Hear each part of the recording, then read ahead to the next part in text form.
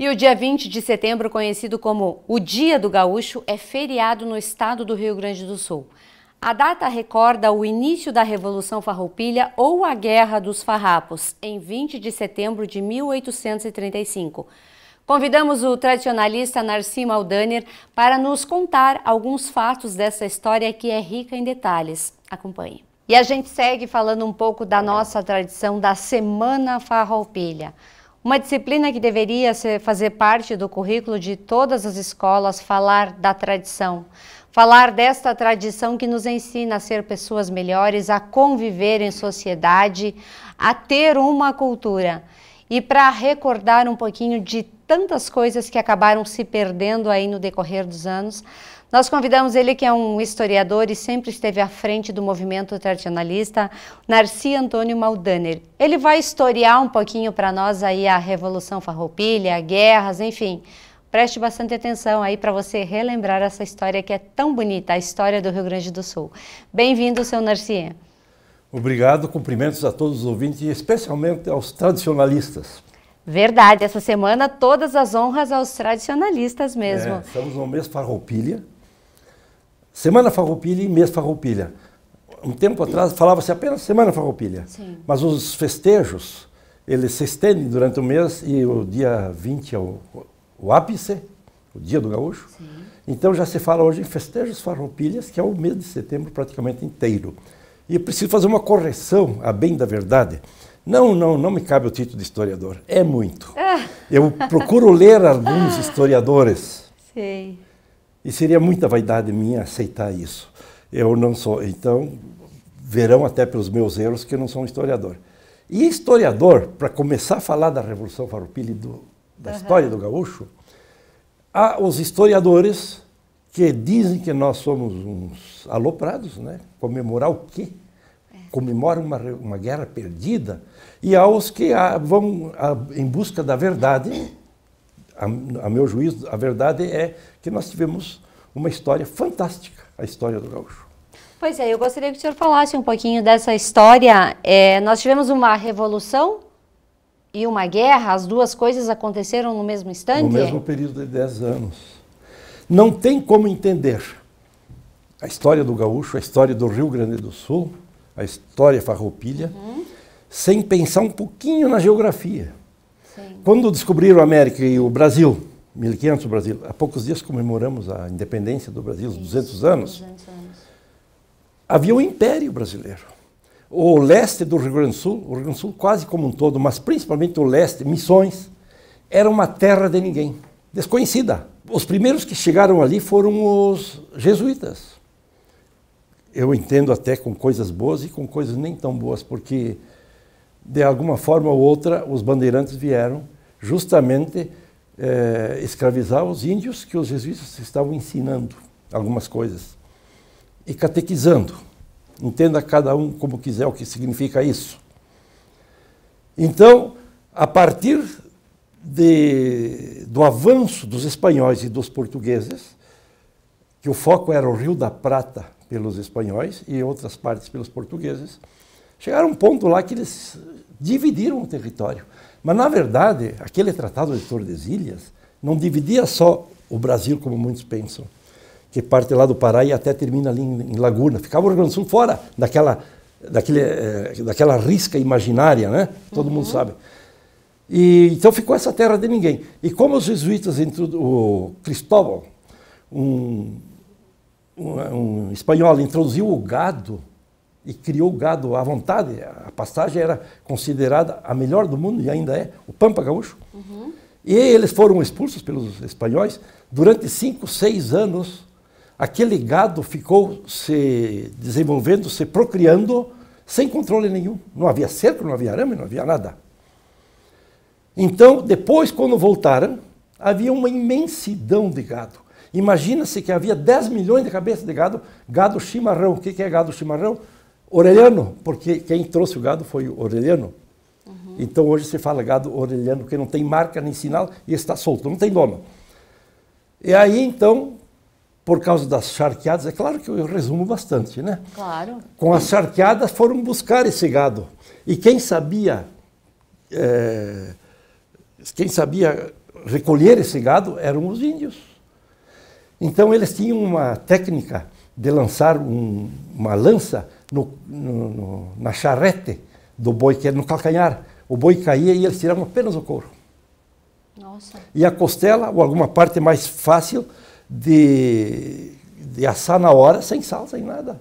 Não tinha sal. Eles salgavam a carne com o suor do cavalo. E então o couro passou a ter um valor imenso e surgiram as charqueadas, com escravos. Ah, mas os farroupilhas tinham escravos. Todos tinham escravos. Um dos maiores erros é nós analisarmos o passado remoto, 200, 300, 500 anos, com a ideia de 2022. A nossa própria vida, nós não podemos olhar para 30 anos atrás e nos condenarmos. Se você agiu com ética naquele momento e você fez, naquele momento, aquilo que você achava correto. Isso é ética. Isso é ética. Talvez para hoje não servisse. Quem de nós não faria diferente? Alguma coisa. Então, se me permite continuar um pouquinho. Claro. Surgiu então o interesse por esse gado. E, com isso, as charqueadas evoluíram muito. O Império não tratou bem os gaúchos. Tem uma frase atribuída ao Bento Gonçalves, eu até acredito que ela seja um pouco folclórica, mas às vezes a gente tem que dourar um pouco. O historiador escreve aquilo que quer, e essa frase eu ouvi de alguém, que o Bento Gonçalves teria dito, mandado esse recado para o Império. O Rio Grande está cansado de aguentar tanto desalento. Certo. Para que tudo melhore, moderem o tratamento, antes que isso se expande, moderem o tratamento e respeitem o Rio Grande. Mas é um pouco folclórico isso, né? Eu até não disse bem o verso como ele é. Então surgiu o conflito. Agora vem a Revolução Farroupilha. A alta taxação do sal, que precisava muito sal, Sim. O sal era importado. A alta taxação do sal e do couro, os impostos sobre o couro, gerou revolta. Poder econômico. Todas as guerras, a meu juízo, tiveram interesse econômico. A Bíblia diz que Caim matou Abel. Diz a Bíblia. Foi uma guerra. Mas, segundo, eram só os dois. Aí eu brinco, isso eu criei por brincadeira. Às vezes tem que brincar um pouco. Que estavam fazendo uma cerca para dividir o mundo em dois e o Caim fez a cerca uns 2, 3 metros fora da metade do mundo e já brigaram. Então o interesse econômico ele está em todas as guerras. Olha a guerra da Ucrânia hoje. Interesse econômico. A Europa está se vendo mal por causa que não tem gás suficiente para o inverno que vai começar. Então os gaúchos líderes, o Bento Gonçalves era do exército, os gaúchos líderes começaram a formar um grupo de batalha e tal, e se rebelaram contra o Império. Agora vem a sua pergunta, a resposta à sua pergunta. Eu até escrevi um artigo em 2012, Festejos Farroupilha 2012, e eu resumo esse artigo, eu vou ler porque fui eu que escrevi. E essa guerra, como dizem os detratores ou desinformados, foi perdida pelos farrapos? Não. Até poderia vir a sê-lo. Os farrapos estavam extenuados. Mas ela acabou com um tratado de paz honroso. Então, no início, era revolução porque se tratava de uma rebelião dentro de um Estado independente, que era o Brasil, o Império Brasileiro. Então, a província de São Pedro do Rio Grande do Sul se rebelou contra o Império. Não tinha um país estrangeiro. Isso é revolução. Uhum. Começou em 1835, todos sabemos. Já no ano seguinte, dia 10 de setembro de 1836, o Antônio de Sousa Neto obteve uma grande vitória no Ceival, Campo dos Menezes. E aí, no dia seguinte, reunidos, os batalhadores, os que haviam ganho, comemorando aquela batalha, se entusiasmaram. E o Antônio de Sousa Neto realmente proclamou a República Rio-Grandense. Tem um manifesto dele que é muito bonito. Proclamou a República Rio-Grandense. A partir daquele momento, tendo sido proclamada uma república, está na nossa bandeira, República Rio-Grandense. Alguns não entendem, mas é tradição, é história. Então nós passamos a formar uma nação independente. Então aí seria guerra. Mas oficialmente os gaúchos, os rio-grandenses, não obtiveram reconhecimento de outros países como uma nação independente. É verdade. Foi mais um eu gostaria que fosse. Porque o objetivo inicial da Revolução, eu creio, que não era separar do Brasil. Tanto que ouvi isso muitas vezes do grande mestre Assis Ribeiro, o nosso Assis aqui de Erechim, e li em alguns livros, é lógico, que os gaúchos tiveram várias, os farroupilhas, Sim. tiveram várias oportunidades de se unirem, de aceitar o auxílio oferecido pela Argentina, e aí sim ocorreria uma guerra sangrenta contra o Império. E se reforçar quando eles estavam no final de 1845, 44 já, os gaúchos estavam mal. Por que resistiram 10 anos? Porque quando o Barão de Caxias, o grande Duque de Caxias, desceu, a cartada decisiva do Império, ele veio que ele era muito hábil. O Duque de Caxias é reverenciado hoje pela história. É verdade. E ele que costurou essa paz. Ele veio com 10, 12 mil soldados do Império. E os gaúchos? O Rio Grande do Sul tinha 150 mil habitantes naquela época. Porto Alegre, 15 mil. A gente imagina milhões, né? Não, 150 mil. Morreram apenas 3 mil e poucos, consta. Não foi uma guerra de muitas mortes. E não se imagine que havia uma peleia por dia. Às vezes ficava 6 meses. Veja aqueles episódios da televisão que as mulheres ficavam nas fazendas. Acontecia, os caras, os soldados saíam das batalhas, iam passar um mês ou dois em casa, voltavam, um piquete aqui, outro ali. E eu vejo como uma grande vantagem dos gaúchos, eu sempre digo gaúchos, mas os gaúchos são os farroupilhas. Eles tinham liberdade de entrar e sair do Uruguai. E se os imperialistas entrassem no Uruguai, era invasão. Fácil de entender, né? É fronteira. Mas os uruguaios, estancieiros, se misturam. Até hoje, há gaúchos, muitos gaúchos têm fronteira. Tem fazenda no Uruguai, né? É verdade. Mas, seu Narci, aqui em Erechim a gente percebe um movimento bastante forte e unido. Como é que se formou os CTGs aqui em Erechim? Como é que se formou esses grupos tão importantes e tão engajados? Por exemplo, os cavaleiros. Então, em 1847 morreu, eu citei a data da morte de Bento Gonçalves, não sei por que me ocorreu. E 100 anos depois, 1947, numa Semana da Pátria, alguns gaúchos que tinham saído do interior e ido trabalhar na cidade, Paixão Corto, esses caras, aqueles 7 gaúchos famosos, eles colheram uma centelha da chama da pátria e formaram a chama crioula. Sim. E aí esses caras começaram, esse pequeno grupo começou a cultivar a tradição gaúcha que eles tinham lá nas fazendas em Porto Alegre, era motivo de deboche, né? Até hoje fala índio grosso. Eu sempre digo, qualquer gaúcho pode chamar, eu sou um índio grosso, quer dizer que eu sou um índio tradicionalista, um índio tradicionalista não, no sentido, eu sou um que cultiva as tradições de antigamente.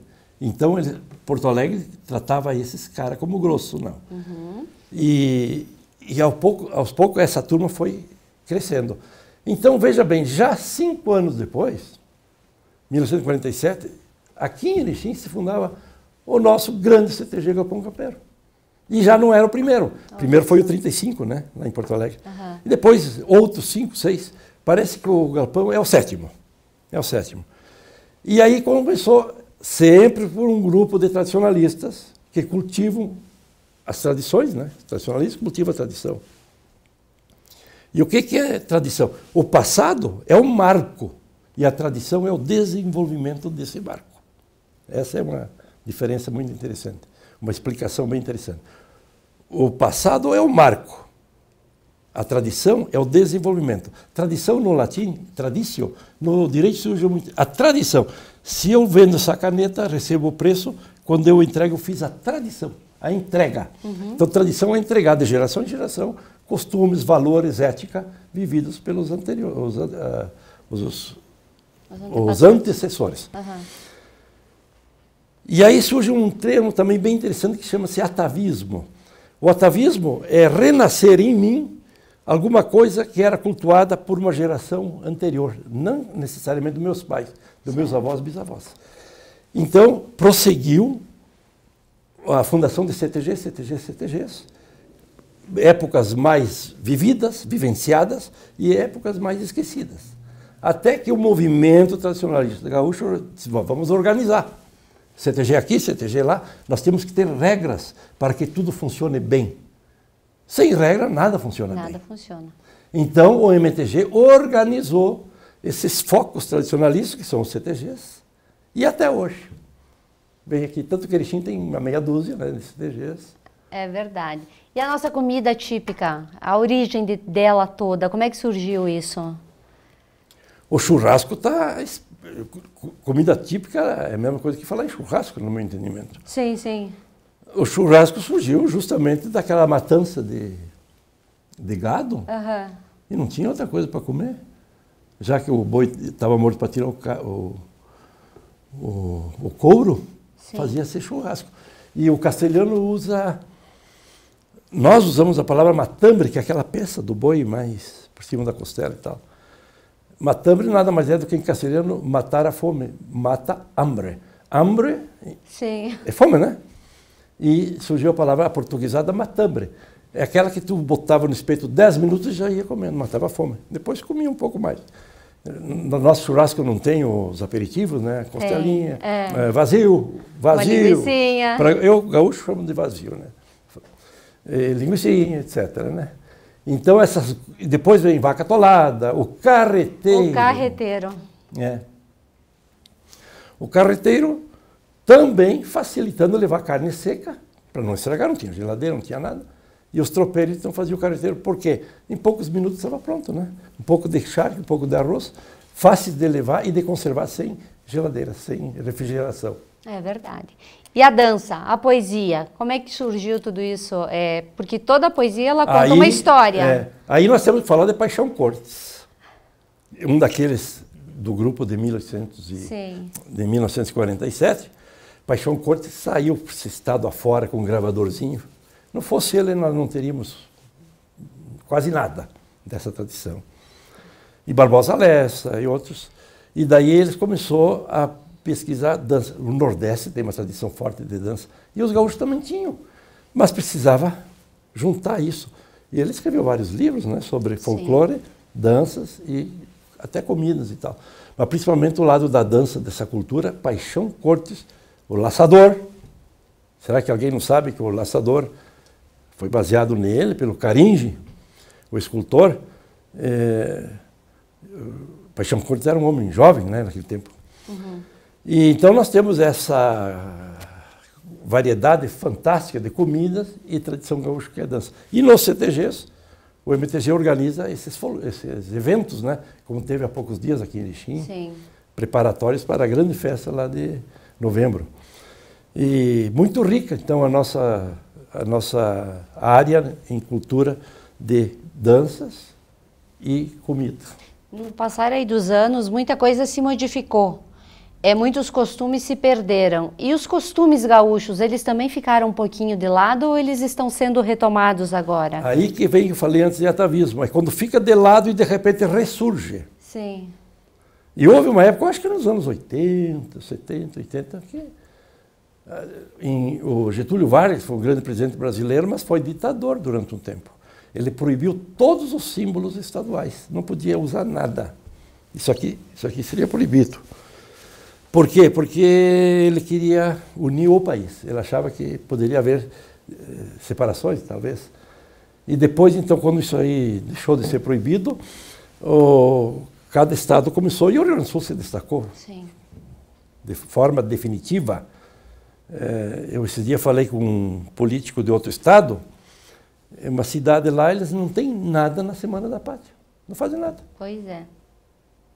Quando teve um Grenal aqui em Erechim, cantamos o hino gaúcho. Vibramos quando cantamos. Eu percebi que ao meu lado um cara me olhava assim. Eu digo, mas não é pela minha beleza. Não, não poderia ser. Ele disse, você sabe esse hino do estado? E todo mundo cantou, porque... Você lembra daquele Grenal ou não? Sim. Então você é colorada? Porque os gremistas querem esquecer, né? Todos são tradicionalistas. Verdade.